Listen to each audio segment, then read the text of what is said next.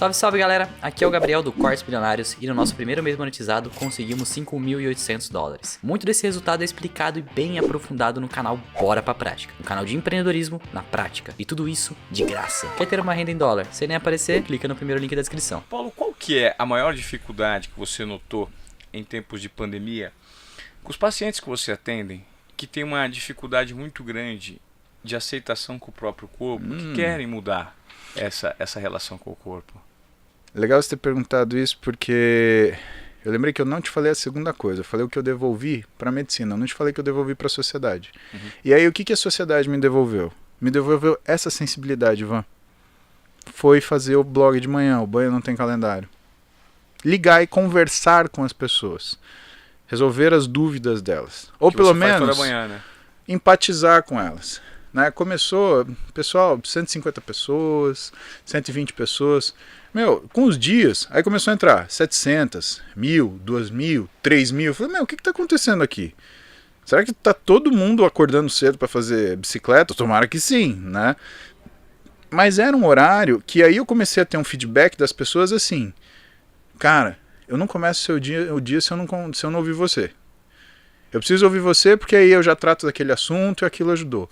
Ou então, esses dias eu recebi de um menino que ele tinha emagrecido 45 quilos desde que ele começou a ouvir o banho e que ele estava super feliz. E que só de conversar ele já conseguia direcionamento através das dúvidas das outras pessoas para ele aplicar e para ele ter confiança no que ele tem que fazer.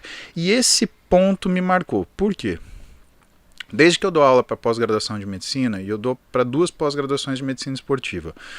Uma do Instituto Forte, da Faculdade Forte, que é o Ian e um pessoal da Santa Casa, de Misericórdia de São Paulo, um pessoal fora de série. Outro é para o Instituto BWS, que é o professor Glycon, que é do Sul, mas que ele vem dar esse curso aqui em São Paulo, né, e que também selecionou nomes assim extremamente especiais. Eu sempre pergunto para os meus alunos de uma forma muito provocativa, por que você cobra? O que você vende? E eu provoco eles por quê? Porque eu quero saber o que eles acham que eles estão vendendo. A medicina, ela não é um sacerdócio, Ivan, ela é uma profissão. Né? O teu médico, ele precisa pagar conta de luz, ele precisa pagar conta de mercado, ele precisa pagar aluguel, a gente tem essas contas. Então não dá para tratar mais a medicina assim. O que não quer dizer que nós não façamos de forma silenciosa os nossos atos de caridade. E por que silencioso? Porque caridade às vistas do mundo não é caridade, é autopromoção. Pelo menos eu acho isso. Tá? E dessa forma, eu preciso que esses caras entendam o que é o trabalho deles. Porque senão eles perdem aquilo que é a mão do sucesso e eles começam a se ressentir com a medicina. E depois eles ressentem-se com os médicos. E eles começam a apontar para o colega deles como se o colega deles de sucesso fosse a razão deles terem insucesso. Isso é muito ruim na medicina. Porque o foco do médico tem que ser o paciente, não importa o que aconteça. Perfeito. Bom, pergunto para eles. Cara, pouca gente soube me responder. Para você ter uma ideia, eu acho que uma pessoa soube responder essa pergunta até hoje, que foi o Thiago Bianco, que é um amigo meu que era amigo meu do colégio em Marília. Né? Eu nasci em São Carlos, cresci em Marília. Né? E o que a gente vende, aí não sou eu que estou falando, é um sujeito chamado Kenneth Arrow, o Kenneth Arrow, ele foi um Nobel de Economia, ele resolveu uma série de grandes problemas, mas um que ele resolveu foi a questão da residência médica nos Estados Unidos, porque como lá a formação ela é mais tardia, então os médicos se casavam durante a formação. Só que aí quando você tinha a formação subsequente, que era a residência, por exemplo, às vezes um médico ia para um hospital, o outro ia para o outro. E, eventualmente, um deles desistia da residência. Só que quando você não ocupa uma vaga de residência, esse dinheiro é desperdiçado, esse dinheiro é um custo. Sem um médico trabalhando ali. Né? Por quê? Porque aí você tem que contratar staff, você não tem residente para segurar aquela parte. Porque o residente trabalha. Ao contrário do que muita gente pensa, o residente trabalha e trabalha muito. E tem muito. Todos os sistemas de ensino de medicina do Brasil, de ensino médico, eles são apoiados no trabalho de alunos e residentes.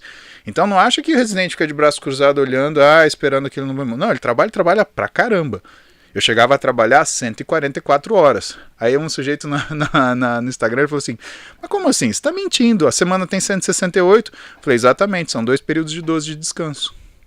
Nossa. Cara, você tem 3 anos para descobrir tudo que você precisa saber para você, por exemplo, entrar num pronto-socorro e se aparecer o cara com o pé quebrado, com o braço quebrado, ou tudo que ele quebrar, do pescoço para baixo, você tem que resolver, o que você vai fazer? Eu vou ficar no hospital o máximo de tempo possível. Qual é o lugar que você fica o máximo de tempo possível? Não é na sua residência? É por isso que chama residência médica. Porque você literalmente mora no hospital.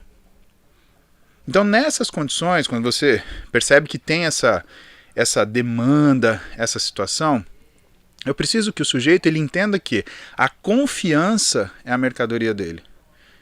E que aquilo que ele está aprendendo naquele curso é para que ele atue com mais eficiência. Com mais eficiência, ele tem mais bons resultados. Com mais bons resultados, ele tem mais confiança. E o nosso nome, Ivan, na medicina, ele é de pouquinho. Então tudo bem, você está olhando o Instagram hoje, tá? 2 milhões de seguidores.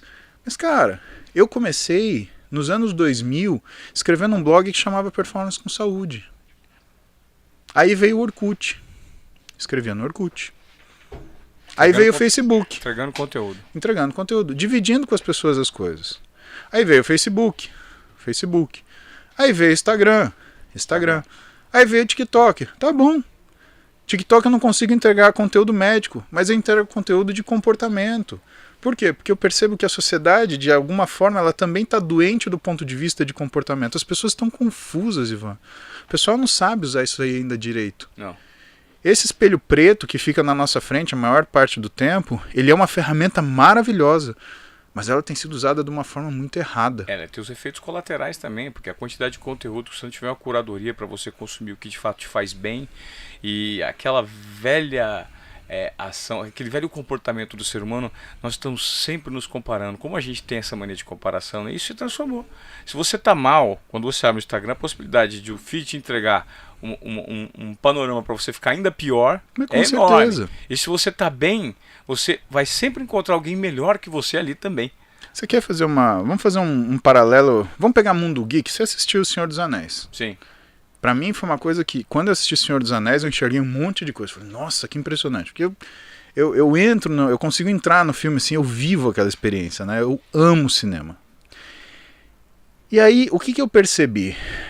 Quando eu olhava, por exemplo, pro Frodo, segurando o anel, olhava pro Gollum, que era um hobbit, e que se modificou completamente, e aí olhava pro Sam, que era um hobbit sem um anel e sem a perspectiva de poder. O que eu percebia? Eu percebia que, na verdade, o Sam, ele era um cara que estava sendo confrontado com um poder que podia corrompê-lo. E por outro lado, ele olhava para o Sam, que era a base dele, para falar assim, poxa, como que eu sou? E quem é o poder? Como qualquer ferramenta que a gente tem, tudo que te dá muito poder também te enfraquece. Porque você costuma usar aquilo. E quanta gente ficou fraca por conta disso. O que eu percebi na pandemia aí, e que, assim, se refletiu no consultório, e que eu acho que é uma... Desculpa, eu só conseguia responder isso para você se a gente tivesse esse background, né? As pessoas usaram isso, que é uma grande ferramenta, para manter a comunicação, para manter o contato, para manter a troca de coisas boas, para fazer o contrário. Eu tenho poder de machucar o outro. Então eu vou ser um hater. Eu vou criar uma conta fantasma. Eu vou falar mal dos fulano. Eu vou plantar notícia falsa. Eu vou criar toda uma discussão social em torno das opiniões que são minhas e vou fazer com que isso seja mais importante do que coisas reais, problemas reais. Isso você notou no consultório, Paulo?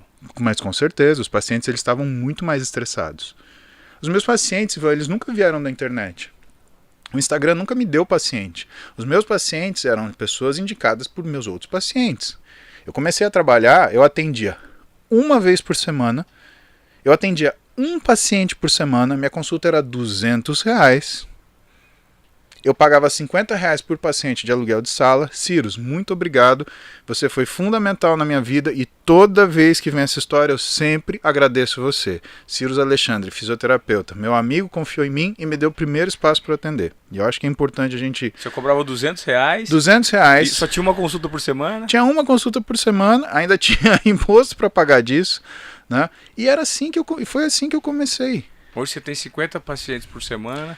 Hoje a gente tem 18 mil pacientes, né? A gente tem uma fila de espera de 500 pacientes. A gente está com a agenda marcada até maio do ano que vem, pelo menos da última vez que eu vi. E a gente só vai voltar a marcar consulta depois de março.